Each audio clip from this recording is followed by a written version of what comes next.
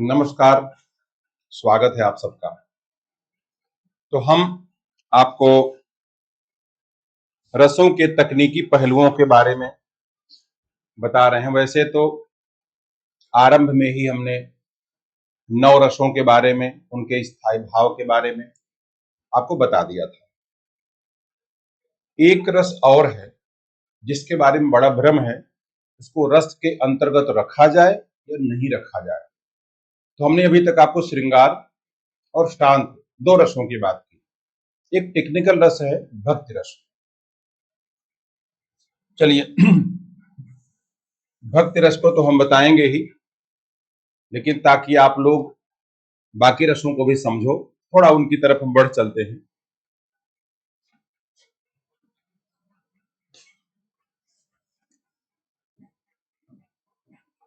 रस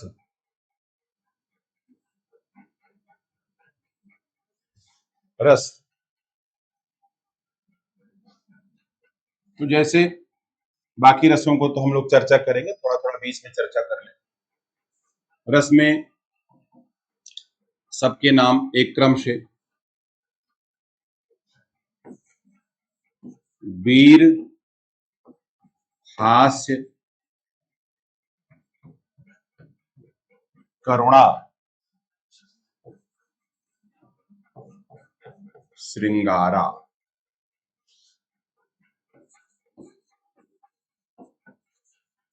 अद्भुत, शांत,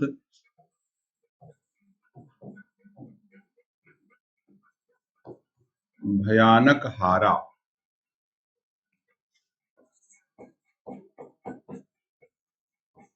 औरहु, रौद्र, बीभत्सा, अहि, काव्य रसिक जन नौ रस कहे।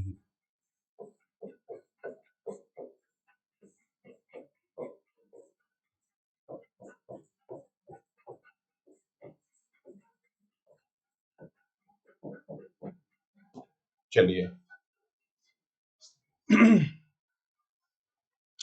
प्रिया सरोज प्रणाम, Vandana Mishra very good morning, Vishnu Sharma प्रणाम, अजय जी नमस्ते, और ऑनलाइन जी की क्लासेस वेरी गुड मॉर्निंग।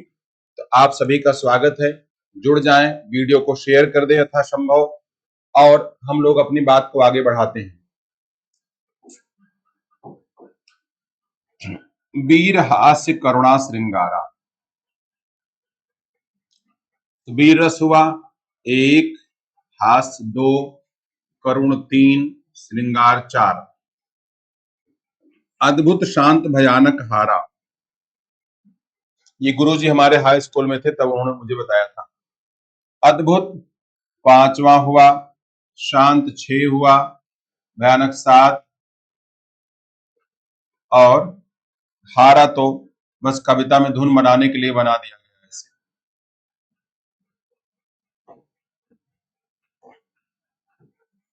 भयानक, हारा। औरहु, रौद्र, ये हुआ 7, यह हुआ रौद्र 8, बीभत्स 9। तो काव्य रसिक जन नौ रस कहीं। तो हमने अभी तक जो चर्चा की, तो यहां पर करुण रस की चर्चा कर ली है, श्रृंगार की चर्चा कर ली है, 2 की चर्चा हमने कर ली। स्पेशल रस थे, और स्पेशल रस में एक हमारे पास और बचा है, भक्ति रस। भक्ति रस हम जो पढ़ा रहे हैं, हमारा ये थोड़ा गहराई से अलग दृष्टिकोण से पढ़ाया जा रहा है, तो इसमें आप धैर्य बनाए रखें। स्पेशल वाला पढ़ा देंगे तो इनको हम वापस बता देंगे, जहां जहां विवाद है उनको उनको हम बात बता रहे हैं, ठीक है। तो आज हम इसकी चर्चा कर लेंगे, भक्ति रस की चर्चा कर लेंगे। इसमें नहीं लिखा है, इस श्रृंगार के ही भेद हैं। श्रृंगार में दाम्पत्य,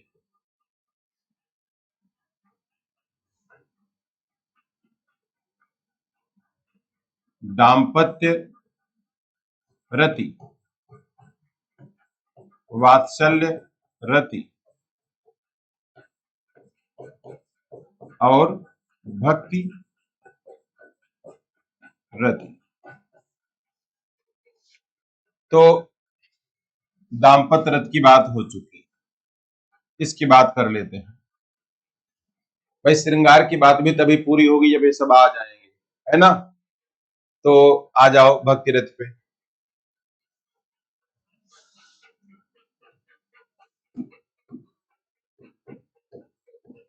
भक्ति रस,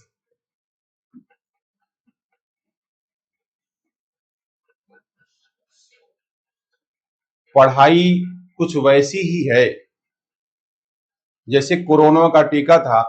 बहुत लोगों ने कोरोना का टीका इसलिए नहीं लगवाया कि कोरोना उससे फैल रहा है। पोलियो का टीका बहुत लोग बताते थे कि पोलियो के टीका लगाने वाले पोलियो बीमारी फैला रहे हैं। ऐसे पढ़ाने वाला सिस्टम है।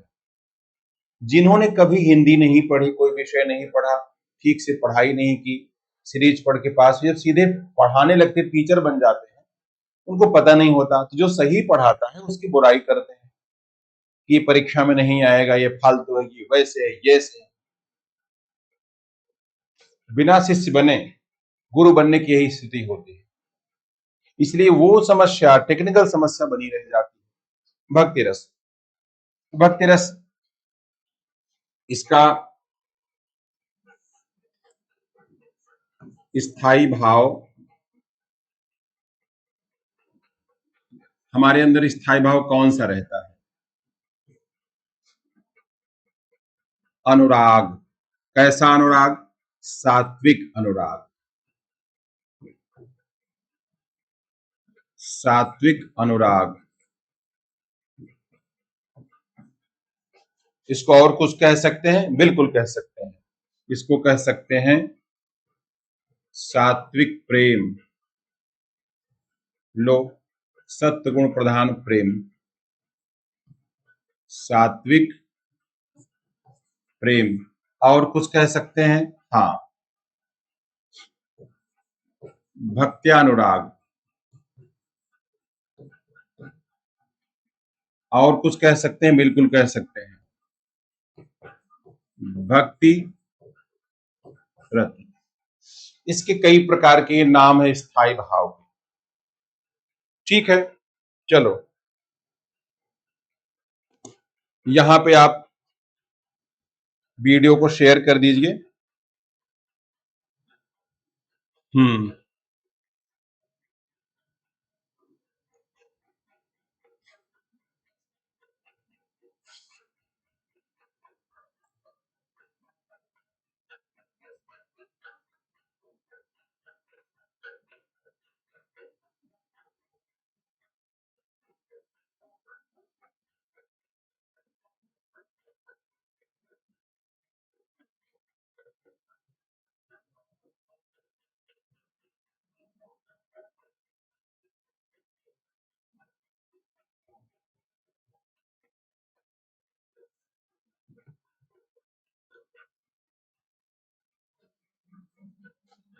ठीक है।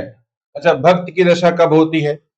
जब हमारे हृदय में स्थित जो एक प्रकार से सात्विक प्रेम है, भक्ति का अनुराग है, जब अनुकूल अवसर पाता है तो वह विभाव अनुभाव इत्यादि के सहयोग से वह प्रकट हो जाता है। वह जो है प्रकट हो जाता है। तो कहते हैं देवादि विषयक रति भी इसको कहते हैं, देवादि विषयक रति। देखो इसके अलग अलग नाम हैं, वैसे इसमें हम लिख देते हैं देवादि विषयक रति, भक्ति रस। ठीक है, चलो कुछ आचार्यों ने इसे शांत रस के अंतर्गत समाविष्ट कर लिया। और जबकि शांत रस का स्थायी भाव है निर्वेद या शम, तो जो ज्ञानपूर्ण विरक्ति से जुड़ा है, जबकि जो भक्ति है ईश्वरीय रति से जुड़ी हुई है। तो एक में परानुरक्ति है और एक में जो है विरक्ति है। देखो अंतर है ना। अब ये है परानुरक्ति। अकः सवर्णे दीर्घः, यह है पर धर पराधन अनुरक्ति। जैसे प्रवचन है, परावचन, उच्च श्रेणी का वचन, तो परा अनुरक्ति, उच्च श्रेणी की अनुरक्ति। तो शांत रस नहीं है ये, क्योंकि शांत रस में क्या होता है, विरक्ति होती है। इसमें क्या है, इसमें अनुरक्ति है, अलग लेवल की अनुरक्ति है। तो इनको भी आप नोट कर लो। सात्विक अनुराग, सात्विक प्रेम, भक्त्यानुराग, भक्तिरति सॉरी परानुरक्ति, देवाधिविषयक रति इत्यादि। इसके सब आपस में सब समानार्थी हैं, सब समान अर्थ के वाचक हैं। ठीक है। आलंबन कौन है, ईश्वर हैं, देवता इत्यादि।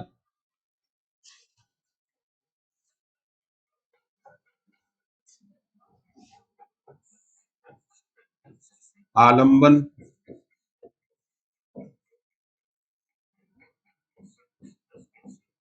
जिसका सहारा लेकर के या भक्ति या भाव आगे बढ़ता है। ईश्वर, देवता, गुरुजन, गुरु भक्ति भी होती है ना, गुरुजन इत्यादि। उद्दीपन,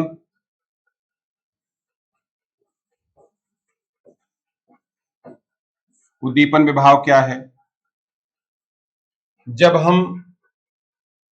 कृपा का स्मरण करते हैं, जब कहते हैं आपने अहिल्या को तारा, प्रहलाद को तारा, अजामिल को तारा, तो क्या होगा, हमारे अंदर ये भाव आता है कि नहीं, भगवान करुणा निधान है, हमें भी तारेंगे, हमें भी मुक्त करेंगे। ऐसा होता है।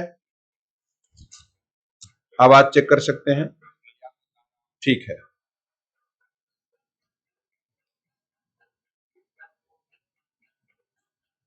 और यानी दिव्य चरित्रों का स्मरण,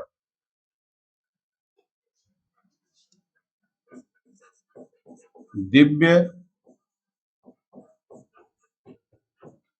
चरित्रों का स्मरण और ईश्वरीय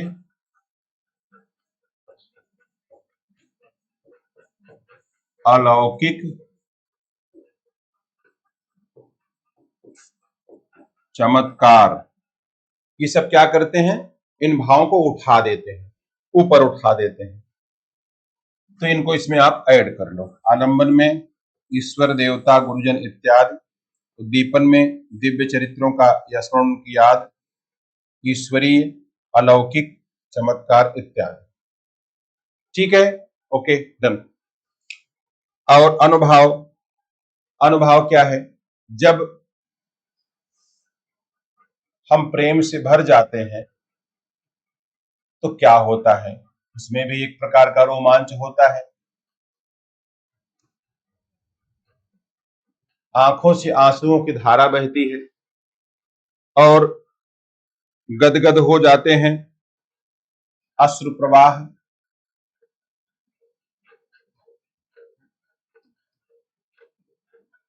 ठीक, गदगद हो जाना, गदगदता।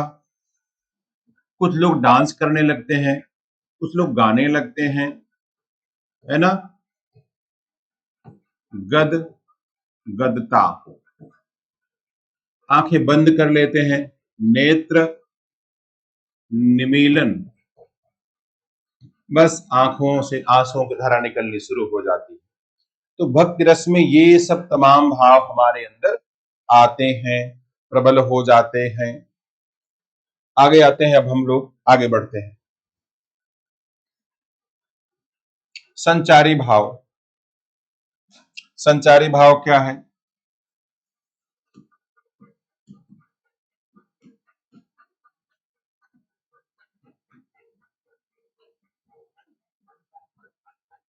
एक तो दैन्य है,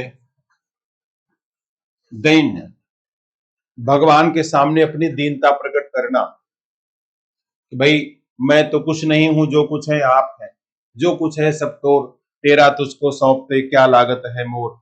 ऐसे है स्मृति।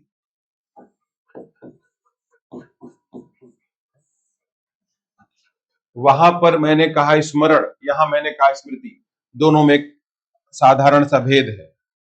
और आवेश आ जाता है, आवेग आ जाता है, तो इस प्रकार से ये हो गई आपका संचारी भाव।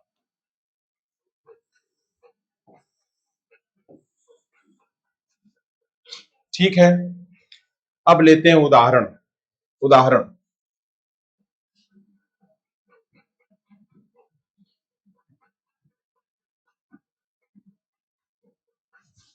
अच्छा कभी कभी ये पहचानने में समस्या होती है, हम किस रस को भक्ति रस कहें, शांत रस कहें, या श्रृंगार वात्सल्य कहें। अब जैसे गोपियों ने कृष्ण के प्रति भाव रखे हैं, मेरो मन भय दस बीस, एक हो तो सो गयो श्याम संग को आराधईस। अब इसमें ध्यान ये देना है, बारीकी से कैच करो, इसमें प्रेम है, भक्ति है, श्रृंगार है, दाम्पत्य भाव है, माधुर्य भाव है, दैन्य भाव है। कैसे पकड़ेंगे? इसमें अपेक्षा अनपेक्षा से, ठीक, एक में हमने अपने को दे दिया, अब उधर से कुछ न मिले कोई बात नहीं, एक में अपेक्षा भी है। देखो इतना अंतर है। जब कई बार हम गुरु और भगवान को भी इच्छा अपेक्षा से जोड़ते हैं, तो वो भक्ति में नहीं गिना गिना जाता, भले हम इसका नाम ले लें। अब आप देखो, रामचंद्र शुक्ल ने विद्यापति की चर्चा करते हुए स्पष्ट रूप से कह दिया कि आजकल आध्यात्मिक रंग के चश्मे बड़े सस्ते हो गए हैं। नायिका नहा करके सद्य तुरंत जो है नहा करके तालाब से बाहर निकल रही है, तो आप क्या कह रहे हैं? राधा जी आ रहे में भक्ति है। अगर हम साधारण से किसी लड़के लड़की की बात करें तो कहते हैं अश्लील भावना है, वहीं पर राधा जी का नाम ले लें, कृष्ण भगवान का नाम ले लें तो क्या कहते हैं? भक्ति है। इतनी सरल हो गई भक्ति। अब समझो, अब यहां पर एक उदाहरण से आपको समझाते हैं। मेरे तो गिरधर गोपाल दूसरो न कोई, जाके सिर मोर मुकुट मेरो पति सोई, मेरे तो गिरधर गोपाल दूसरो न कोई। अब यहां पर अब आप देखो,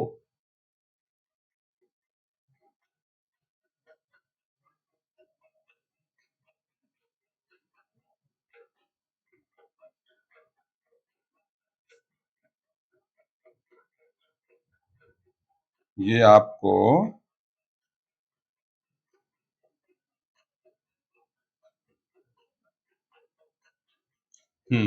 आ जाते हैं। मेरे तो गिरिधर गोपाल,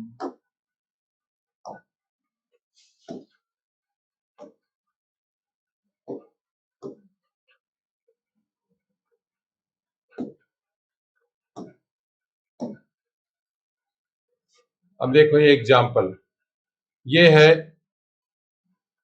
भक्ति का एग्जाम्पल, भक्ति रस। हालांकि मीराबाई ने माधुर्य भक्ति की है, जिसमें पति की तरह उनको प्रेम किया है, लेकिन यहां पर भक्ति होगी। अभी बता रहे हैं क्यों भक्ति होगी। मेरे तो गिरिधर गोपाल दूसरो न कोई। मेरे कौन है? गिरिधर गोपाल, वो जो पहाड़ को उठा लिए थे कानी उंगली पे कनिष्ठिका पर, और वही गिरधर। दूसरो न कोई, जाके सिर मोर मुकुट, दूसरी पहचान, इनके सिर पर मोर मुकुट है। मेरो पति सोई, वही मेरे पति हैं। छाड़ी दई कुल की कहानी, कहानी माने मर्यादा, कहा करी है कोई, कहा माने क्या, ब्रज भाषा। अब कोई क्या करेगा, संतन ढिंग बैठी बैठी लोक लाज होई। संतों के पास बैठ करके बैठ बैठ करके सत्संग करके मैंने लोक लाज को भुला दिया, खो दिया। असुवन जल सींची सींची प्रेम बेली बोई। आंसू के जल से सींच सींच करके प्रेम की लता को पल्लवित किया। अब तो बेली फैल गई, आनंद फल होई। अच्छा, जब वो विकसित हो गई, अब उस बेल फैल गई, आनंद फल हुई, उसमें क्या होगा? आनंद का फल होगा। अच्छा, बेल आप लता जानते हैं, किसी अगर आप ध्यान दो तो पेड़ है, ऐसे ऐसे ऐसे ऐसे लता ऐसे ऐसे चढ़ती है, ऐसे ऐसे ऐसे ऐसे ऐसे चढ़ती है, ऐसे चढ़ती जाएगी। अब फिर इसी में से पत्तियां निकलेंगी, ऐसे ऐसे ऐसे, इधर भी निकलती है, आपकी साइड नहीं रहती, इधर भी रहती है, इधर भी रहेगी, है ना? अब फिर उसका विस्तार हो जाता है, लिपट जाती है, जैसे सांप नहीं लिपट जाता वैसे लिपट जाती है। तो भगत देखि राजी भई, जगत देखि रोई। दासी मीरा, यहाँ दासी कह दिया, लाल गिरिधर तारो अब मोई। अब मेरा उदाहरण करो। देखो, भक्ति रस के इसमें दो दो सिग्नल है। पहला सिग्नल दास्य भाव। पत्नी ऐसा नहीं कहती, पत्नी ऐसा नहीं कहती कि मैं आपकी दासी हूं। किसी जमाने में कहती होगी तो कहती होगी, दासी बनाना जरूरी भी नहीं है। अशोक प्रणाम, खुश रहिए। अच्छा, क्या कह रहे हैं? बहुत अच्छा बना है सर। क्या बहुत अच्छा बना है? भोजन बहुत अच्छा बना है। दासी मेरा लाल गिरधर, यहाँ लाल गिर तारो अब मोई, मुझे उद्धार करो तारो। यहाँ उद्धार करने वाली बात भी पत्नी नहीं बोलती। अब देखो यहाँ पर, तारो, उद्धार करो, यहां भी देखो, संतन ढिंग बैठ बैठ। अच्छा बताओ, पत्नी संतों के ढंग बैठती नहीं। संतन ढिंग बैठ बैठ, एक सिग्नल यहां मिला। और भगत देख राजी भई, जगत देख रोई, यहाँ पे सिग्नल मिला। ये मतलब इसको लोग पहचान नहीं पाते जब ना, ये तो मान लो भक्ति वाला पहचान लेते हैं, लेकिन कई और जगह पे ऐसा है। लता, हाँ लता बहुत अच्छी, हाँ हाँ, बहुत अच्छी लता बन गई, सीधे लता मंगेशकर की तरह आसमान में चली जाएगी लता। तो ठीक है। ऐसे यहाँ पर स्थाई भाव है, कृष्ण भक्ति, कृष्ण विषयक रति या अनुराग। आश्रय मीरा का हृदय है, आलम्बन भगवान कृष्ण है। उद्दीपन उनकी चेष्टाएं जैसे मोर मुकुट इत्यादि हैं। अनुभाव है आश्रय के सात्विक भाव। और संचारी भाव क्या है? कुल कार्य छोड़ देना, संतों की संगति। इसमें से कुछ पूछना चाहे पूछ सकते हैं, है ना? चल, अभी बात तो आगे बढ़ रही है। अभी अभी तो है शुरुआत, अभी तो है शुरुआत। अब इसमें भक्ति रस के बारे में यह है कि इसको रस के अंतर्गत रखा जाए कि नहीं, स्वतंत्र रस के अंतर्गत रखा जाए कि नहीं रखा जाए। बड़ी बहस हुई और विद्वान डट गए। अब चलो कुछ विद्वानों के बारे में बता देते हैं आपको। तो मैंने पहले एक है कि भक्ति को स्वतंत्र या काव्य तत्व माने कि किसी के अंतर्गत शामिल कर दें। दूसरा, रस की संज्ञा दें कि न दें, भाव की संज्ञा दें कि न दें। अब हम जो है पहला विचार ले लेते हैं धनंजय का। Dhananjay, next page. भक्ति रस के विषय में विद्वान, भक्ति रस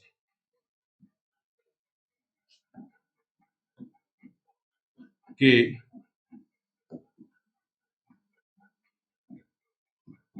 विषय में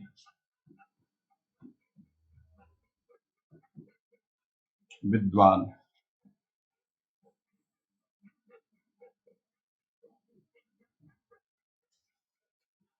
ठीक है, चलो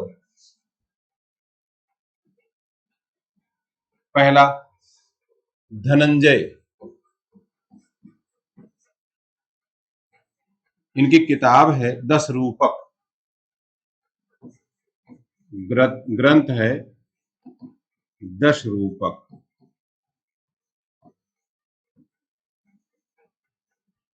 10 रूपक। धनिक धनंजय दो लोग थे, बड़े प्यारे दो लोग थे। आप लोग वीडियो को शेयर कर दीजिए अपने मित्रों के पास। अब आप लोग तो एक अच्छा कार्य कर सकते हैं, यूट्यूब पर जब अच्छा वीडियो मिले स्टेटस पर लगाइए, शेयर करिए, है ना, डिस्कशन करिए। तो धनंजय कहते हैं, इन्होंने भक्ति को स्वाभाविक भाव कहा। स्वाभाविक भाव, इन्होंने क्या कहा, इनको एक श्लोक भी मेरे पास है।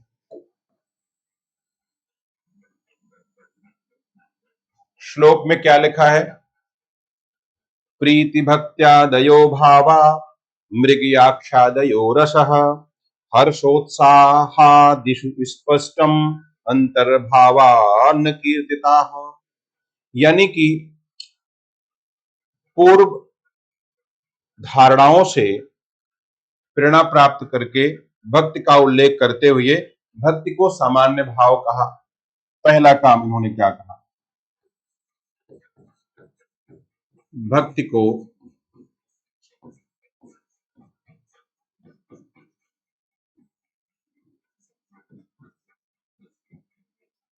सामान्य भाव कहा,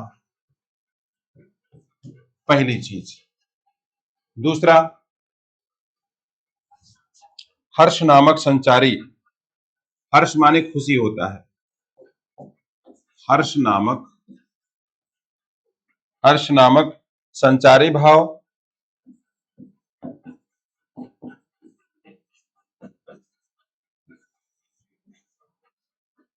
या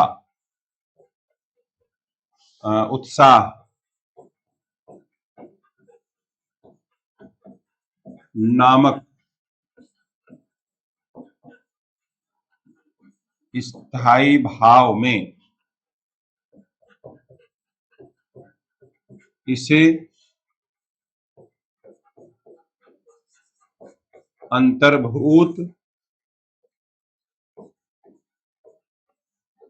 करने के लिए कहा। ये देखो, इसमें दो बातें आपको दिखाई पड़ी। एक तो भक्ति को कहा सामान्य भाव, और कहते हैं हर्ष नामक संचारी भाव या उत्साह नामक स्थायी भाव, इसमें शांत रस को अंतर्भूत कर दो। ये मानो, सॉरी, भक्ति रस को, भक्ति रस जो है उसी का अंग है, भक्ति रस उसी का अंग है। ठीक, भक्ति रस इसी का इसके अंदर है, अंतर्भूत है। ठीक है। अच्छा, उसके बाद हम आते अभिनव गुप्त। प्रीति भक्त्यादयो भावा मृगया मृगयाक्षादयो रसाः हर्षोत्साहा दिशु स्पष्टम अंतर्भावान कीर्तिता, उसमें इसको शामिल कर लिया इन्होंने।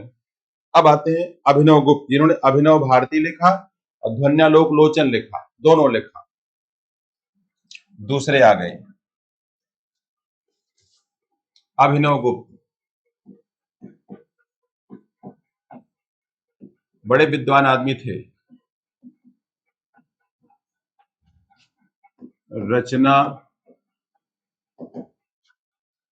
अभिनव भारती।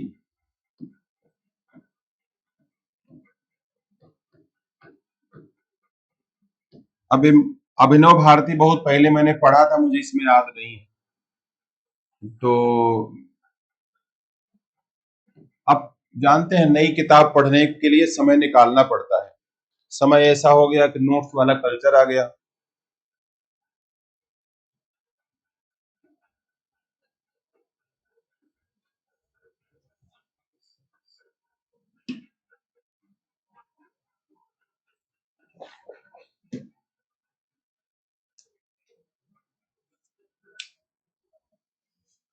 नोट्स कल्चर में लोग पढ़ना भूल गए और आप उसको शिक्षक मान करके बैठ जाते हैं जो आपको तथ्य बताता है। और एक मुझे बहुत आश्चर्य होता है, बहुत आश्चर्य होता है। देखो अजय कमेंट कर रहे हैं, अजय को ये चीज समझ में आ गया होगा। अलंकार हमने पहली बार कहां पढ़ा था? 7, 8 में या 9, 10 में?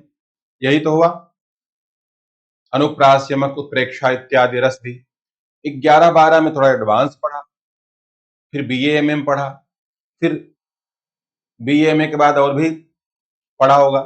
अभी तक न रस तैयार है, न छंद तैयार है, न अलंकार तैयार है। इसका क्या मतलब है? शॉर्टकट।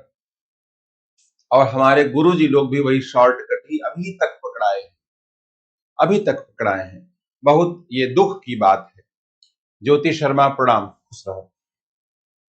तो इसलिए हम आपसे कहते हैं किताबें पढ़ने की आदत डालिए, आदत डालिए। ज्योति शर्मा ने शेयर किया है, भाई बहुत बहुत बहुत बहुत धन्यवाद। इलाहाबाद शलोरी प्रेम शंकर यादव जी, भाई प्रेम और शंकर दोनों का महत्व है। ढाई आखर प्रेम का पढ़े सो पंडित होए। और हमारे भोले बाबा जी शंकर है। सन्नह सन्नह कुरु कल्याण करो। तो शलोरी, एक बार बहुत पहले हम लोगों की एक कोचिंग थी 2010 के आसपास। राजेश जी प्रणाम, खुश रहिए। गोविंदपुर में कोचिंग थी 2010 में। कुछ दिन मैंने वहां पढ़ाया उड़ाया था, हम 3-4 लोग थे। और आपके जीशान मार्केट एक जगह है, तो आप लोग वहां जानते होंगे। सलोरी, वहां पानी वानी भर जाता था। 2002 में, 1 में वहां रहते थे। चले आगे आते हैं। अभिनव गुप्त, अभिनव गुप्त लिखते हैं, एत नवैव रसाः पुरुषार्थोपयोगित्वेन रंजनाधिक्येन वा एतामेव उपदेशत्वात्। अतएव ईश्वर प्रणिधान विषये भक्ति श्रद्धे स्मृतमति धृत्युत्साहानुप्रविष्टे अन्यथैव वा अंगमिति न तयोः पृथक् रसत्वेन गणनम्। यानी कहते हैं कि भक्त की गणना अलग से नहीं करनी चाहिए। क्या टिप्पणी आप लोग कर रहे हैं? सर कब आ रहे हैं? आप लोग बुलाएंगे तो हम आ जाएंगे। प्रबल प्रेम की पाले पढ़कर प्रभु को नियम बदलते देखा। तो आपने सुना होगा ना गाना, एक थे ब्रह्मानंद, कवि ब्रह्मानंद। सुना कि नहीं? कवि ब्रह्मानंद, कवि ब्रह्मानंद।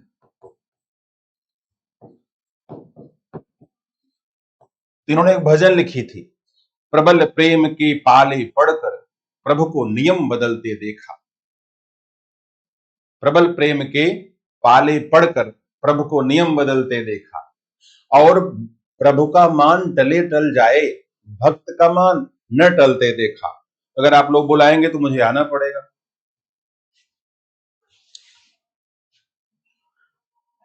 सर जी क्या लिख रहे हैं? दिवाली के बाद।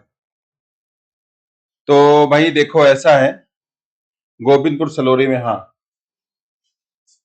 और भगवान तो ऐसे प्रेम के वशीभूत हो जाते हैं कि जिनके चरण कमल, सुन लीजिए, जिनके चरण कमल कमलाकु कर से नहीं निकलते देखा, उनको ब्रज करील कुंजों में कंटक पथ पर चलते देखा। प्रबल प्रेम के पाले पढ़कर प्रभु को नियम बदलते देखा। और अभिनय भी कर देते हैं भगवान। जिनकी वक्र भ्रिकुट के भय से सागर शब्द उबलते देखा। वही विनय न मानत जलद जड़ गए 3 दिन बीत। जिनकी वक्र भ्रिकुट के भय से सागर शब्द उबलते देखा, उनको मां यशोदा के भय से अस्त्र बिंदु दृग ढलते देखा। प्रबल प्रेम के पाले पढ़कर प्रभु को नियम बदलते देखा। और कभी घमंड भी नहीं करते। देखो प्रेम का कितना बल है। तो कहते हैं कि जिनकी कृपा दृष्टि से हमने सकल सृष्टि को पलते देखा, उनको गोकुल के गोरस पर 100 बार मचलते देखा, प्रबल प्रेम के पाले पड़कर प्रभु को नियम बदलते देखा। अमरदीप गोस्वामी, नमस्ते बेटा, खुश रहिए, प्रसन्न रहिए। आप सभी लोग वीडियो को लाइक करें, शेयर करें, मित्रों तक पहुंचाएं, हम लोग आगे बढ़ते हैं। इन्होंने कहा, हमारे आदरणीय अभिनव गुप्त जी ने, भक्ति रस को पृथक रस नहीं मानना चाहिए। भक्ति रस को पृथक रस नहीं मानना चाहिए। आगे लिखते हैं,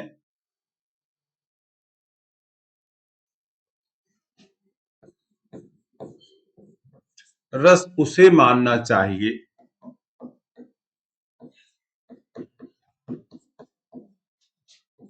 जो पुरुषार्थोपयोगी हो।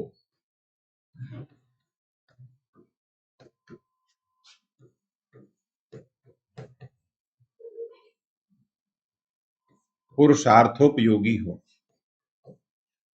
रस उसे मानना चाहिए जो पुरुषार्थोपयोगी हो। भाई देखिए, ध्यान से सुनो, जितने धीरे धीरे रहस्य उनको खोलने की कोशिश हम लोग करेंगे, जो पुरुषार्थोपयोगी हो। इसका अर्थ क्या बताता, जिसमें अतिशय रंजना होती हो तथा जिसमें अतिशय रंजना होती हो, जिसमें अतिशय रंजना होती हो। अब बताओ ये क्या मतलब हुआ? वाक्य पूरा करते हैं, आगे लिखते हैं, अतः भक्ति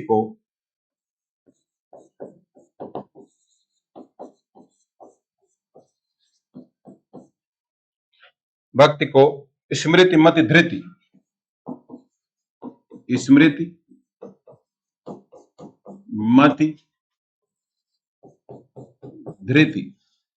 आप लोग प्रश्न पूछिए, कोई दिक्कत नहीं है।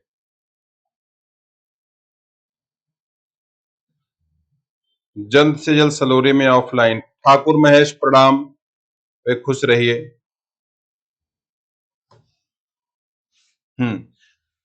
आदि संचारी भावों में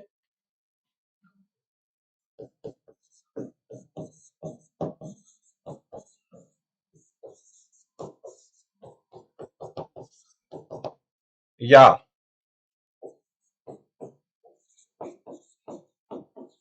उत्साह आदि स्थायी भाव में अंतर्भूत कर देना चाहिए।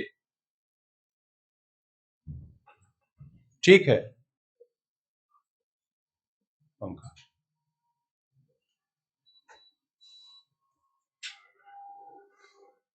उत्साह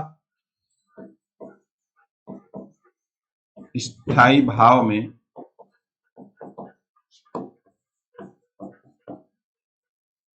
अंतर्भूत कर देना चाहिए। देखिए, इनके विचार भी उनसे मैच करते हैं। जो विचार इनका था धनंजय का, सेम विचार उनका, अभिनव गुप्त का। गुप्त जी के पास जो है बुद्धि बहुत होती है। भक्ति रस को पृथक रस नहीं मानना चाहिए, एक तो ये हुआ अभिनव गुप्त। तो परीक्षा में अगर आता है कौन विद्वान है जो भक्ति रस को पृथक रस मानने के समर्थक में नहीं है, तो भाई अभिनव गुप्त भी हो गए, और उसके पीछे भी एक नाम बताया आपको, धनंजय, वो भी हो गए। रस उसे मानना चाहिए जो पुरुषार्थोपयोगी हो तथा जिसमें अतिशय रंजना होती हो। अतिशय रंजना समझ रहे हैं? हनुमान की पूछ में लगन न पाया, सारी लंका जल गई, गए निशाचर भाग। अब ये एक अतिशयोक्ति है। हमारी दृष्टि किसी भी बात पर तब जाती है जब थोड़ा सा अलग रहता है, वो चीज अलग रहती है। हमारे बिहार के मित्रों की वजह से वो रहता रहती वाली बात हो गई गड़बड़। राहुल गांधी बोलती है, सोनिया गांधी बोलता है, लिंग परिवर्तन लोगों ने कर दिया। और एक नया फैशन आ गया, करा। आचार्य प्रशांत एक है, वो उनका यूट्यूब पर बहुत आता है। तुमने करा था, उसने करा था। भाई करा क्या था? इतना ज्ञान, बात आप वेदों की कर रहे हैं, शास्त्रों की, करा क्रिया का अंतर नहीं पता है।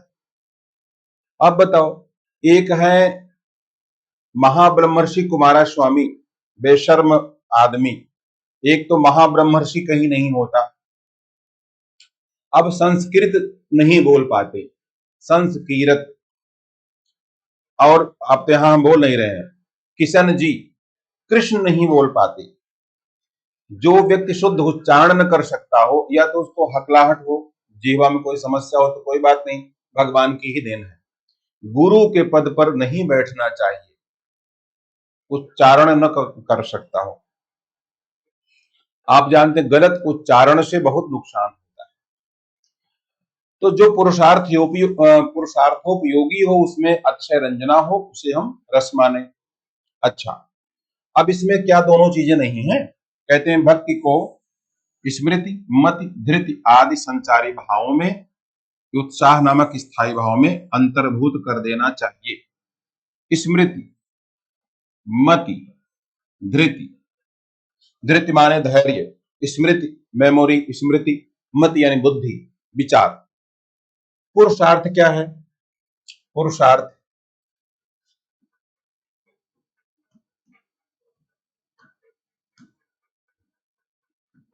पुरुषार्थ पुरुष के अर्थ, पुरुष धन अर्थ। कौन संधि होगी? दीर्घ स्वर संधि। दीर्घ स्वर संधि। आकाश वर्णे दीर्घ।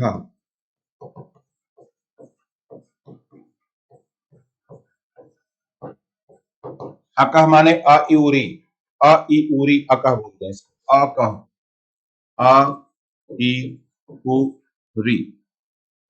देखो ये होता है ना टेक्निक, जैसे आपका डॉक्टर डी आर, तो डी है पहला, O C T O R, R है अंतिम, डी आर हो गया डॉक्टर। नियमतः डॉक्टर के बाद डॉट नहीं लगाते। अगर ऐसे लिखते हैं डॉक्टर, गलत। चूंकि लास्ट वाला आ गया तो यहाँ डॉट नहीं लगना चाहिए, नियमतः डॉट नहीं लगना चाहिए, ठीक है, गलत है ये। ऐसे लिखो डॉक्टर, ट्रू, ये सही है। तो ऐसे इसमें अकह का लिख दिया, ये पूरा आ गया, अ ई उ री। इनके सामने समान वर्ण आता है, सवर्ण समान वर्ण आता है तो दीर्घ दीर्घ हो जाता है। पुरुष के अर्थ देखो, पुर माने क्या है? पुर यानी शरीर, यानी नगर, घर भी है, में रहने वाला, शरीरधारी, पुरुष हो गया। अर्थ माने होता है हित, लाभ। तो चार पुरुषार्थ हैं हमारे। कितने पुरुषार्थ? चार पुरुषार्थ। धर्म, अर्थ, काम, मोक्ष। धर्म, अर्थ, काम, मोक्ष, तो ये चार पुरुषार्थ हो गए। आप लोग कुछ पूछना हो पूछ लिया करो, आप लोग थोड़ा धैर्य रखो, बने रहो और प्रश्न करो। बिन जो समय नहीं देता, समय भी उसको नहीं देता। अजय क्या लिख रहे हैं? हाँ सही बात। अतिशयोक्ति का मतलब रहस्यमयी बात नहीं, ऐसी बात नहीं है। यश, अतिशयोक्ति का मतलब रहस्यमयी बात नहीं होती। अतिशय यानी बढ़ाकर, कोई उक्त यानी कथन कहा जाए।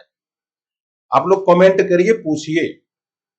ये प्रयोगशाला है, ये क्लास जो है प्रयोगशाला है। धर्म, धर्म का मतलब होता है अपने स्वाभाविक तौर पर रहना। धर्म ध्री धातु से बना, ध्री माने धारण करना। धारयते इति धर्मः, तो धर्म हो गया पहला। ठीक, धर्म धारण करने योग्य। अर्थ, अर्थ माने होता है यहां पे धन आदि। काम, काम माने होता है इच्छा। और मोक्ष माने होता है मुक्ति। तो ये कहते हैं कि जो चार पुरुषार्थ हैं उनके लिए उपयोगी हो, तभी उसको रस कह सकते हैं। अब देखो श्रृंगार रस है वो काम में आ गया, आ गया। ऐसे करुण रस है वह भी इसी में, अब इच्छा है तभी उसका वियोग है। तो मिला जुला करके इन्होंने अपने हिसाब से कहा कि रस उसे मानना चाहिए जो पुरुषार्थ उपयोगी हो, और इसको अलग से रस नहीं मानना चाहिए। धर्म अर्थ काम मोक्ष। चलो, अतिशयोक्ति मतलब वही होता है बढ़ा चढ़ा कर कहना। भानुदत्त, भानुदत्त ने उसको स्वीकार कर लिया। अच्छा, अंतर्भूत कर देना चाहिए या इसे प्रसंगानुसार ऐसे कहो,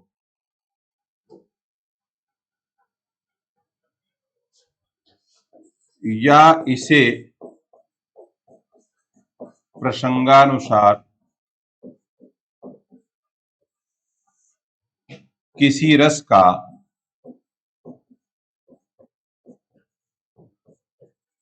अंग बना देना चाहिए या अंग मानना चाहिए।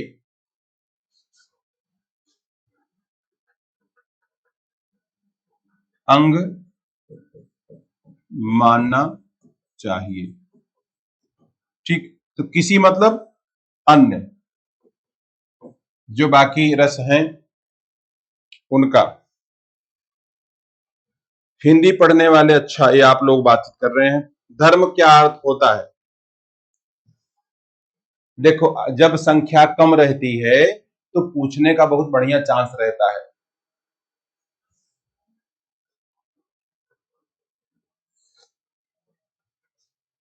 इसी में पढ़ते रहो, बढ़ते रहो।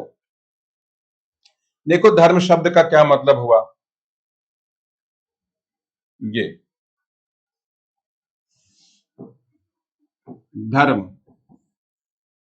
धर्म शब्द का मतलब होता है, इसकी परिभाषा क्या दी गई, धारयते इति धर्मः। धारयते यानी इसको कह सकते हैं जिसे धारण किया जाए वही धर्म है। धारण किया जाए तो ये बना ध्री धातु से।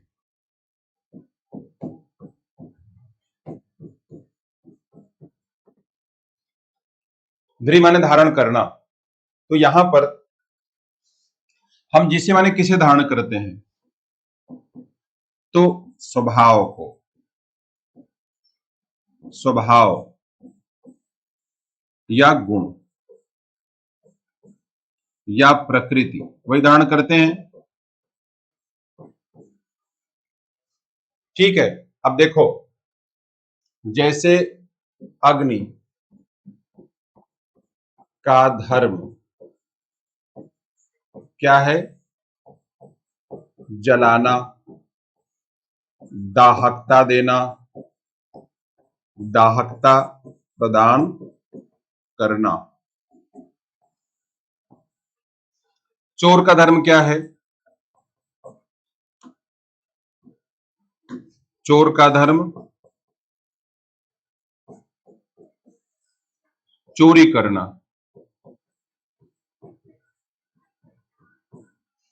तो धर्म का मतलब ये नहीं होता कर्तव्य। हम जो हैं वही हमारा धर्म है। धर्म माने स्वभाव, धर्म माने गुण, धर्म माने कर्तव्य नहीं। चोर का धर्म क्या है? चोरी छोड़ देना? ना ना ना ना, चोरी करना। तो धर्म जैसे जल, पानी का धर्म क्या है? प्यास बुझा देना, शीतलता देना, ठंडक प्रदान करना। मान लो पानी पिलाया और प्यास न बुझी, इसका क्या मतलब? उसने अपना धर्म छोड़ दिया। चोर ने चोरी करना छोड़ा यानी अपना धर्म छोड़ा। तो धर्म का मतलब हिंदू मुस्लिम नहीं है, धर्म का मतलब है स्वभाव, प्रकृति। तो धार्मिक कौन है? धार्मिक जो अपने या अपनी सहज प्रकृति का पालन करे, बस वो धार्मिक है। अब जैसे मान लो हमारा शरीर जो मानव का है, शरीर, उसमें 70% क्या है? पानी। अगर हम पानी गंदा पिएंगे शरीर पर ज्यादा असर पड़ेगा, क्योंकि पानी का असर बहुत ज्यादा है, पानी की याददाश्त बहुत ज्यादा होती है, इसलिए मंत्र बोल करके पानी पीते हैं और शरीर स्वस्थ हो जाता है। तो शरीर का धर्म क्या है? 5 चीजों से मिलकर बना है, पांचों बैलेंस रहेंगी, शरीर बैलेंस रहेगा। इसलिए अपने गुणों में वापस आना कहते हैं। इसका मतलब क्या हुआ?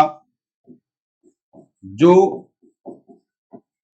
स्वयं को जान ले वो क्या है? धार्मिक। इसी को बोलते हैं आत्म साक्षात्कार। आत्म साक्षात्कार।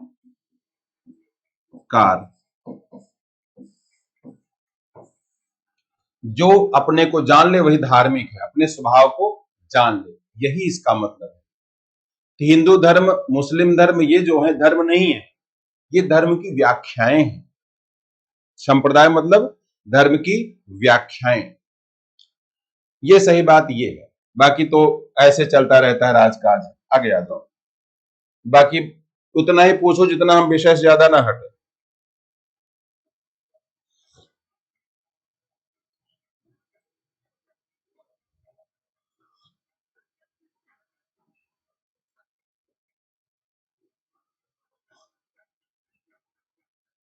अब आते हैं हम, अभिनव गुप्त हो गए, अब भानुदत्त।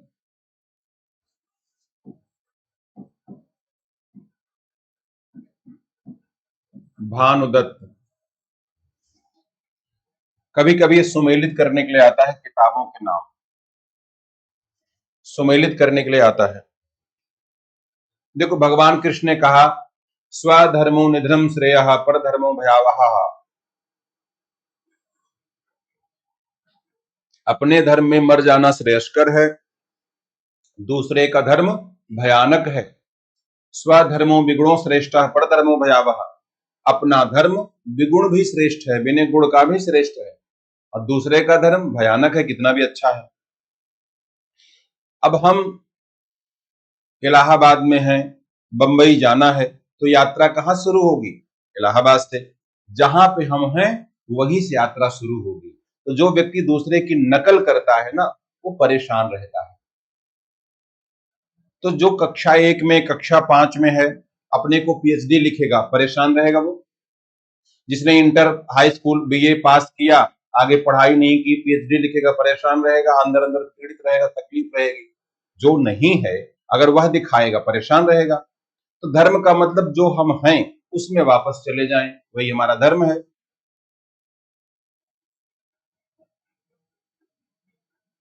अब धर्म के नाम पर लोग जेल क्यों जाते हैं? जो नहीं है वही दिखाते हैं, त्याग नहीं किए दिखाते हैं त्यागी, और फंस जाते हैं। धार्मिक कौन है? जो सहज। इसलिए भगवान, वो कबीर दास ने लिखा, साधो सहज समाधि भली। जह जह डोलऊं सो परिक्रमा, जो कछु करऊं सो पूजा, जह सोऊं जह डोलूं तव करूं दंडवत, भाव ने आवे दूजा। तो भानुदत्त, भानुदत्त कहते हैं धर्म अर्थ काम मोक्षेशु, आगे गुरु की क्या।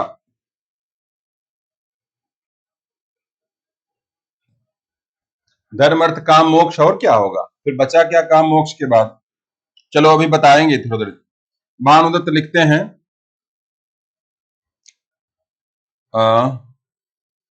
नौ रसों के अतिरिक्त भक्ति को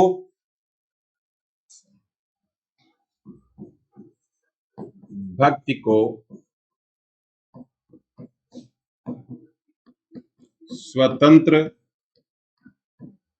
रस घोषित किया। भानुदत्त ने लिखा था रस मंजरी, जहां तक मुझे याद आता है रस मंजरी। तो भक्ति स्वतंत्र रस है, इस धारणा के सर्वाधिक पृष्ठपोषक है रूप गोस्वामी। देखो रूप गोस्वामी का नाम आता है,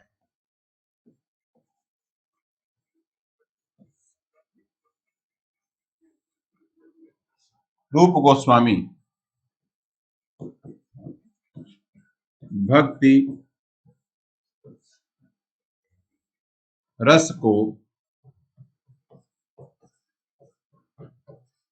स्वतंत्र रस मानने वालों में सबसे ऊपर भक्ति रस को, रस मंजरी, हाँ, भक्ति रस को स्वतंत्र रस मानने वालों में सबसे ऊपर हैं आपके रूप गोस्वामी।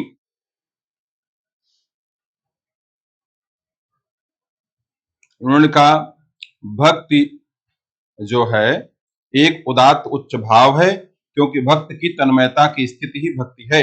इसी आनंदातिरेक के वशीभूत होकर वे मोक्ष तक की स्पृहा नहीं करते। बस इसमें एक बात वही लिख लो, भक्ति उदात्त एवं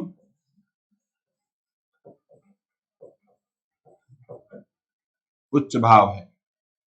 भक्ति उदात्त एवं उच्च भाव है, ठीक है, ओके।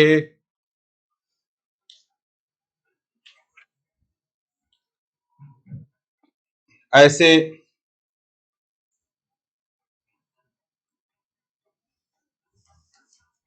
मधुसूदन सरस्वती, मधुसूदन सरस्वती इन्होंने लिखा भगवद रति परिपूर्ण रसा है।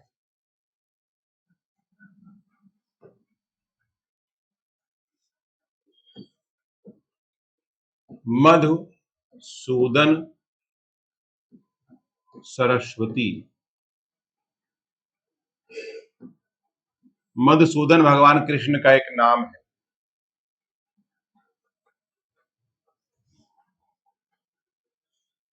तो लिखते हैं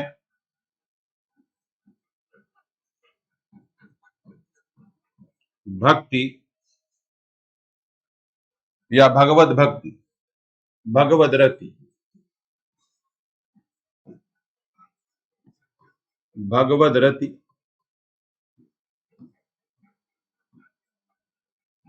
परिपूर्ण रसा है। परिपूर्ण रसा, मंजरी का क्या अर्थ। देखो मंजरी का दो प्रकार का अर्थ होता है। मंजरी का एक मतलब होता है क्यारी, मंजरी माने क्यारी या जिसमें सुगंधी हो, आम की मंजरी है ना, गुच्छा, हाँ यह भी कह सकते हैं। तो क्यारी शब्द जो मैंने बताया है उसी भाव से बताया हमने आपको। इसको सटीक शब्दों में आप कह सकते हैं फूलों का समूह, मंजरी।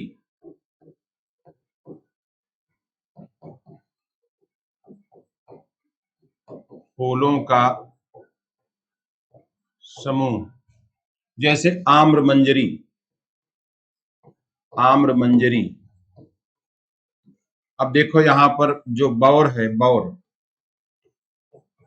बौर, आम के छोटे छोटे फूल होते हैं ना, बहुत खुशबू देते हैं, तो उसको हम कह सकते हैं ऐसा। ठीक, तो ठीक है, भगवद रति परिपूर्ण रसा है। यह श्रृंगार आदि रसों की अपेक्षा अत्यधिक बलवती होती है। यह श्रृंगार आदि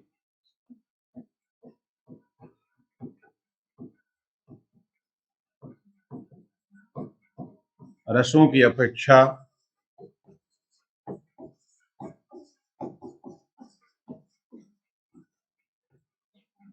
अधिक बलवती होती है। जैसे, या बलवती है लिख सकते हैं,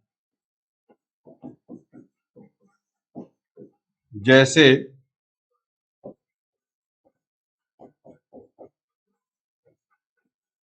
खद्योत की अपेक्षा सूर्य बलवान होता है।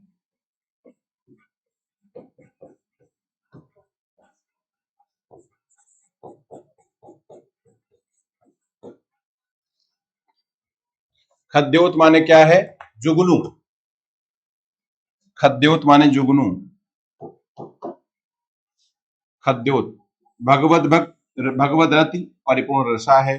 यह श्रृंगार आदि रसों की अपेक्षा अधिक बलवती है, जैसे खद्योत की अपेक्षा सूर्य बलवान होता है।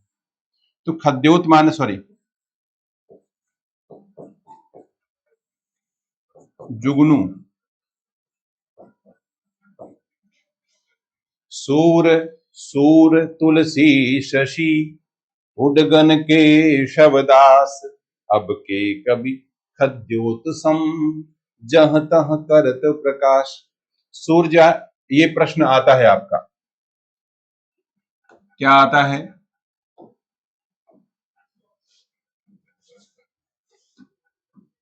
सूरदास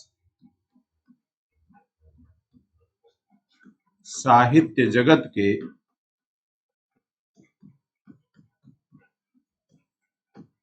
क्या है? सूर्य है। सूरदास साहित्य जगत के सूर्य हैं। और तुलसीदास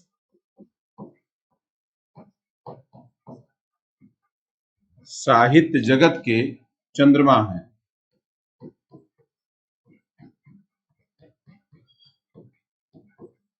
चंद्रमा यानी शशि। केशवदास साहित्य जगत के नक्षत्र हैं।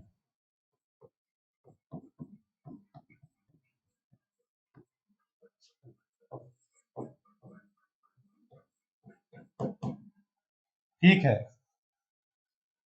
तो वही ये कभी कभी परीक्षा में आ जाता है कि सूर सूर तुलसी शशि उडगन केशवदास। सूर, सूर तुलसी शशि उडगन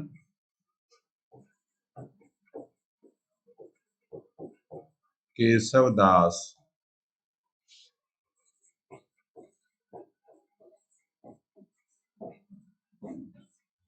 अब के कवि खद्योतसम। एक मिनट, हेलो, हेलो, प्रणाम। प्रणाम बेटा, खुश रहो। पढ़ा रहे हैं अभी हम।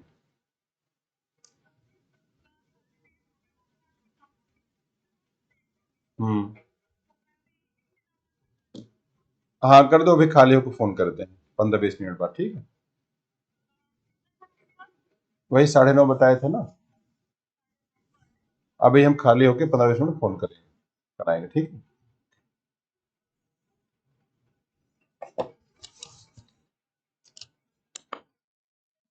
चलिए आगे आते हैं। सूर शूर तुलसी शशि उद्गन केशवदास अब के कवि हद्योतसम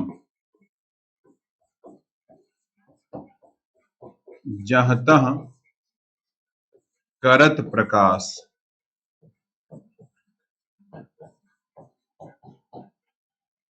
देखो यहाँ दंत श है ना, दंत श, वो प्रसंगानुसार ऐसा हो जाता है, दंत श।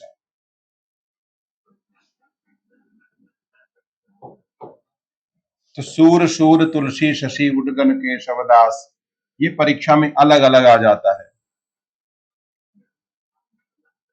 यहां सूर शूर में क्या हो जाएगा?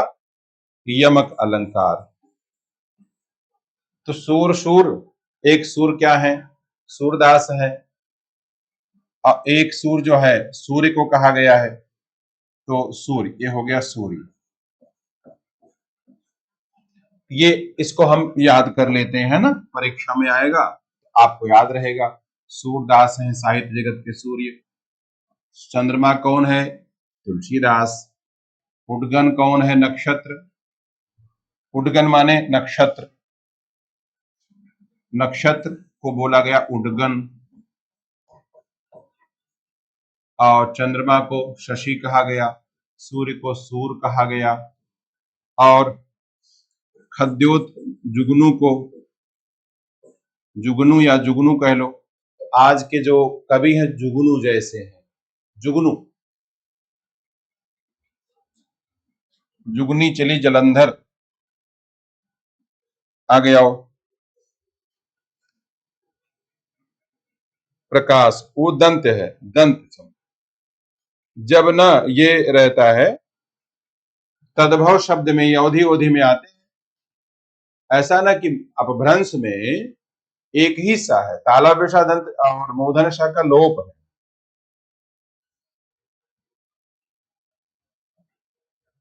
अब ये आ गए आपके हरियोध जी की बात कर लेते हैं। हरियोध, ये मधुसूदन सरस्वती हो गए। अब हरियोध, हरियोध ने किताब लिखी रस कलश। इनकी लाइन थी वो, सूर सूर तुलसी शशि। इन्होंने लिखा,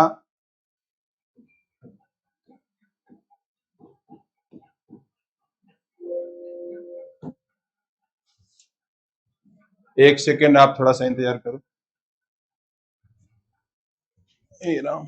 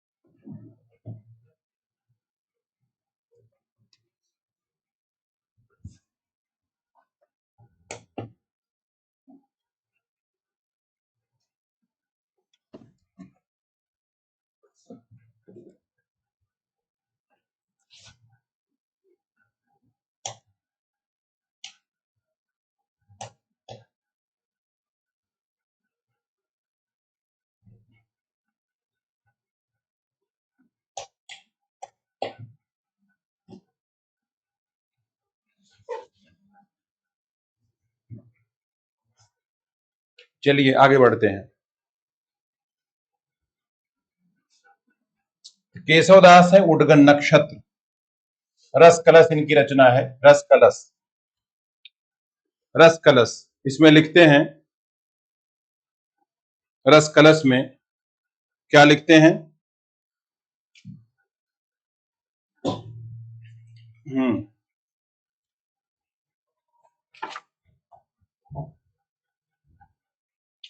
भक्ति एक प्रकार का रस है और इसी के साथ वो है भक्ति स्वतंत्र रस है। भक्ति स्वतंत्र रस है।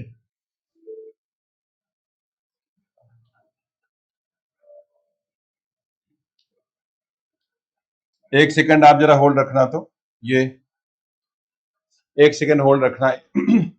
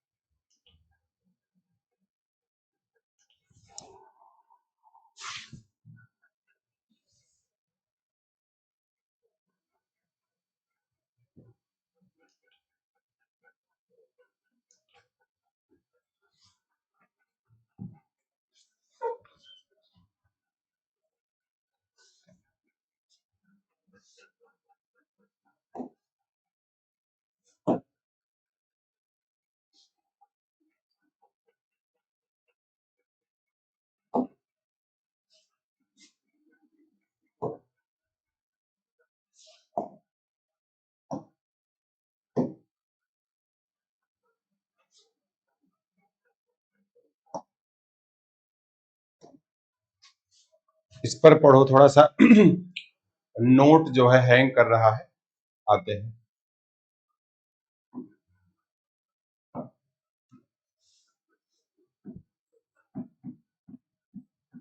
हरियौध, ये दिख रहा है कि नहीं? आप जरा बताना, दिख रहा है कि नहीं? कलर इसका चेंज करें हम।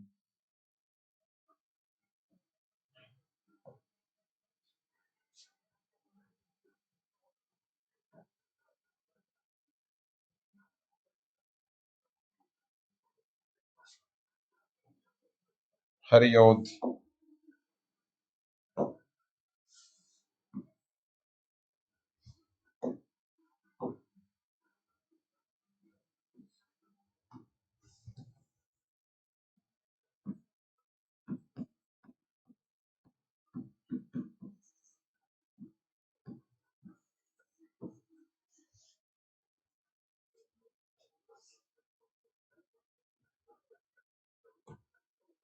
ये विजिबल है? चलो,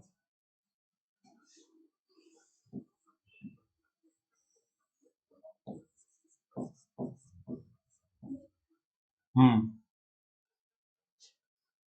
चलो ठीक है। भक्ति स्वतंत्र रस है। देखे ओके हुआ कि नहीं? नहीं हुआ।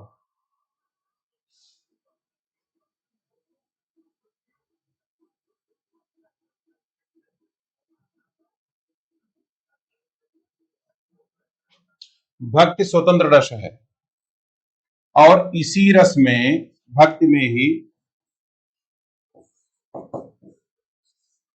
ब्रह्मानंद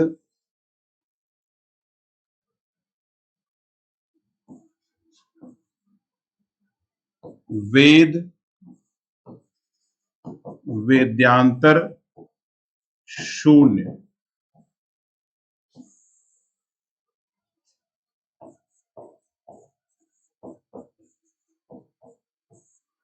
यह जो दोनों बातें कही जाती हैं, एक सेकंड चेक करते हैं।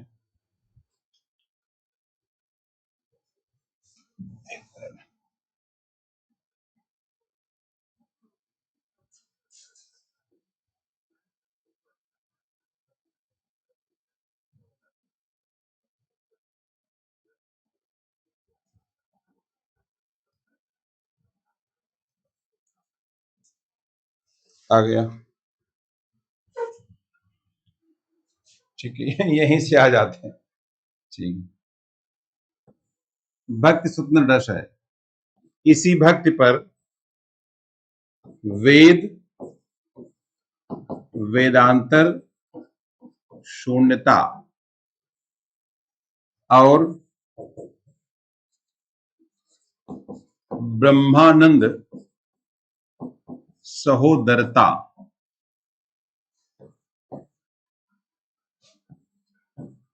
दोनों घटित होते हैं। केशव जी का विचार था, केशव जी का विचार था। अब देखो, नोट थोड़ा दिक्कत कर गया, इसमें हैंग कर रहा था, चलो ठीक है। तो कहते हैं कि रस जो है वेद वेदांतर शून्य है। वेद यानी जानने योग्य वस्तु, वेदांतर शून्यता यानी कि अगर वेद और वेद के अलावा भी कुछ है, वेदांतर, ये सभी रस को नहीं समझ सकते, इसे शून्य कहा गया। ये चीज बाकी रस पर घटित हो या ना घटित हो, लेकिन भक्ति रस पर घटित होती है। और ब्रह्मानंद सहोदरता यानी कि ब्रह्मानंद का सहोदर भाई है। बाकी रसों को हम माने चाहे न माने, लेकिन इसको हम अवश्य मान सकते हैं, इसको हम अवश्य मान सकते हैं, ठीक है। तो भक्ति रस जो है हरियोध के अनुसार भी एक स्वतंत्र रस है। आगे आते हैं, चलो।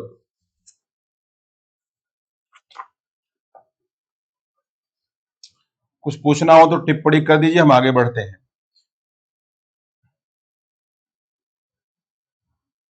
तो ये हो गए आपके कन्हैयालाल पोद्दार, इन्होंने भी लिखा है। भक्ति ब्रह्मानंद पर्यायवाची हैं। श्रृंगार आदि जो ब्रह्मानंद सहोदर कहे गए हैं, रस मान लेने पर भक्ति को रस मानने में कोई आपत्ति नहीं होना चाहिए, ये भी हो गया। अब डॉक्टर नगेंद्र की बात करते हैं। डॉक्टर नगेंद्र ने भी दो प्रकार की समस्याओं पर प्रकाश डाला। डॉक्टर नगेंद्र, आगे आओ।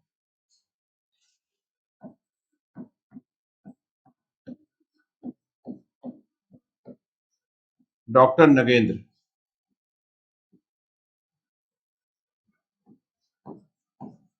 रस सिद्धांत, रस सिद्धांत। एक किताब थी शुक्ल जी की रस मीमांसा, एक इनकी थी रस सिद्धांत। तो रस सिद्धांत में इन्होंने दो समस्या देखी, दो सवाल देखे। एक सवाल था भक्ति काव्य जो है वो आस्वादिता का विषय है कि नहीं। दूसरा, भक्त माने आस्वादक है कि नहीं, भावक है कि नहीं। अच्छा, बाकी और क्या था, रति और शोक की तरह क्या रति भी कोई स्थायी भाव है। तो दोनों चीजों को लेकर के उन्होंने दो बातें कही। पहली बात कहा, भक्ति काव्य का आस्वादिता शुद्ध सहृदय नहीं होता। यानी कि रस का भोक्ता सहृदय होता है, न कि विशिष्ट संस्कारों में पला हुआ व्यक्ति। तो भक्ति शुद्ध नहीं है, ये इन्होंने कहा। पेज नंबर 267 पर लिखते हैं डॉक्टर नगेंद्र, पहला, भक्ति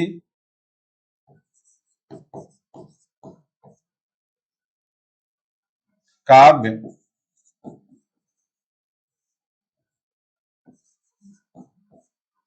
भक्ति काव्य का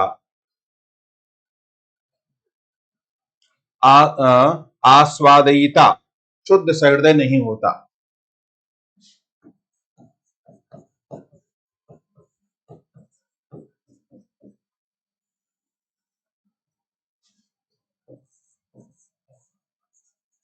शुद्ध सहृदय नहीं होता। एक तो ये हुआ भक्ति, इसका मतलब क्या है, आस्वादयिता। यानी आस्वादन करने वाला। भक्ति काव्य का आस्वादन करने वाला शुद्ध सहृदय नहीं होता। एक तो ये हुआ। दूसरा, अगला वाक्य, भक्त की सहृदयता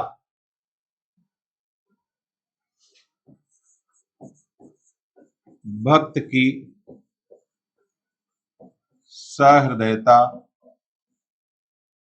विशिष्ट संस्कारों से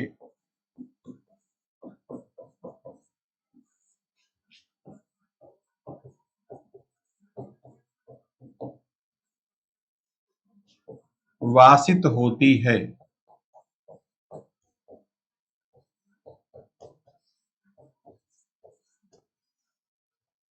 ठीक है, विशिष्ट संस्कारों से वासित होती है, अतः इसे शुद्ध नहीं कर सकते। अतः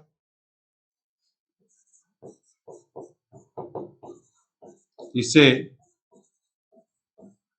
शुद्ध नहीं कह सकते। क्या कहना चाहते हैं? एग्जाम्पल दिया इन्होंने। भक्ति काव्य का जो आस्वादयिता है, आस्वादन करने वाला जो होता है, शुद्ध सहृदय नहीं होता। अब देखो, अगर किसी के, ध्यान दो मेरी बात पे, अगर किसी के अंदर डर है तो क्लियर है कि उस समय वो डर में है।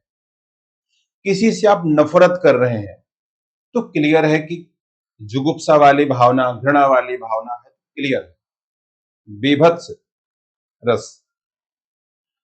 अगर आपको हंसी आ रही है तो बिल्कुल स्पष्ट है कि हंसी आ रही है। लेकिन अगर आपके अंदर भक्ति है, विशुद्ध भक्ति जल्दी होती नहीं। अब हम गृहस्थ आदमी हैं, आप गृहस्थ आदमी हैं, जीवन में आप राम का, कृष्ण का नाम राधे राधे दिन भर लो, लेकिन लड़का लड़की की ओर आकर्षित भी हो रहा है, उसके अंदर श्रृंगार भावना भी, काम भावना भी, हम कॉमेडी देख करके हंस भी रहे हैं, वेब सीरीज भी देख रहे हैं, तो भक्ति शुद्ध नहीं है, कहीं न कहीं मिलावट है। बाकी में प्योरिटी है। अगर कोई दर्द में है तो दर्द में है, लेकिन भक्ति में है तो भक्ति में नहीं है, उसके साथ बाकी मिलावट है। इसलिए क्या कहा उन्होंने? भक्ति काव्य का जो आस्वादयिता है, शुद्ध सहृदय नहीं होता। भक्त की जो सहृदयता है, विशिष्ट संस्कारों से वासित होती है, अतः इसे शुद्ध नहीं कह सकते। ये तो आप समझ गए होंगे अच्छी प्रकार से। कमेंट कर सकते हैं। अगर आपको मेरी बात समझ में आ रही हो तो कमेंट कर सकते हैं आप। अच्छा, दूसरे के जवाब में क्या, हाँ फिर लिखते हैं, सूरदास मीरा आदि के पद्यों से किसी भक्त जन या सामान्य सहृदय, इन दोनों को एक समान आस्वाद नहीं प्राप्त हो सकता। इस दृष्टि से भक्ति को रस नहीं मानना चाहिए। पूरा वाक्य लिखते हैं, पूरा वाक्य लिखते हैं।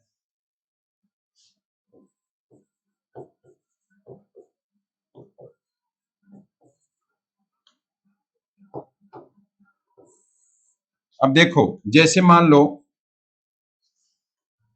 अगर कोई हंसी वाली बात सुनो तो जो जो पढ़ेगा ज्यादातर लोग हंस देंगे उसमें से। ठीक, मान लीजिए अगर आप गुस्से वाली बात, तो फील होगी। कोई सेक्स की, काम की, श्रृंगार की बात कोई पढ़ेगा, असर करेगी ज्यादातर पे समान रूप से।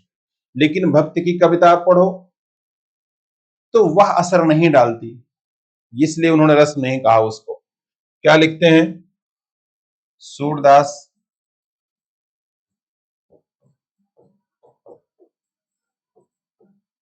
मीरा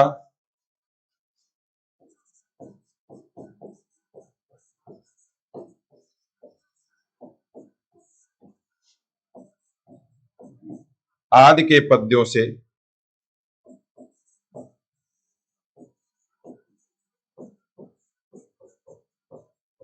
किसी भक्तजन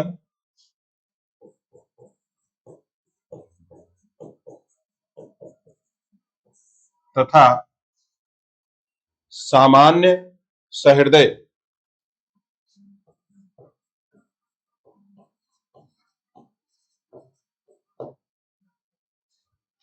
इन दोनों को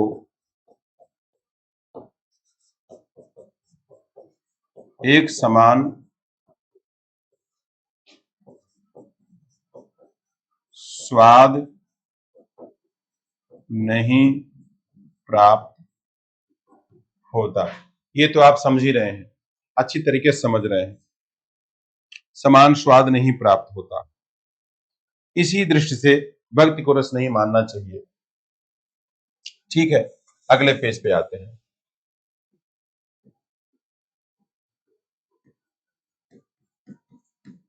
इस दृष्टि से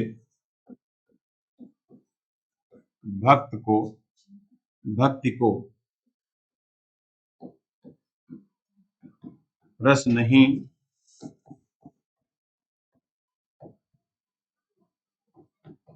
मानना चाहिए। आगे लिखते हैं, क्योंकि रस का भोक्ता सहृदय होता है।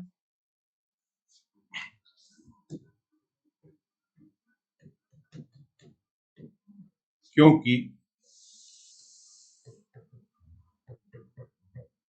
रस का भोक्ता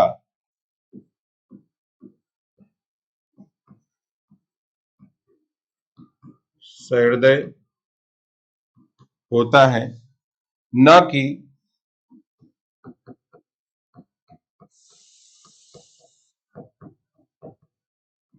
विशिष्ट संस्कारों में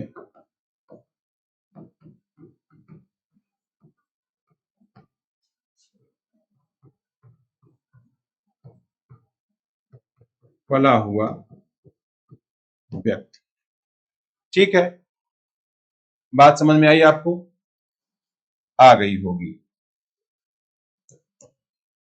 तो वही कहते हैं कि अगर सूरदास, मीरा आदि के पद्यों से किसी भक्त जन तथा सामान्य सहृदय, इन दोनों को एक समान आस्वाद यानी कि टेस्ट नहीं मिलता, इस दृष्टि से भक्ति को रस नहीं मानना चाहिए, क्योंकि रस का भोक्ता सहृदय होता है, न कि विशिष्ट संस्कारों में पला हुआ व्यक्ति। ये तो आप सहमत होंगे इस बात से भली भांति।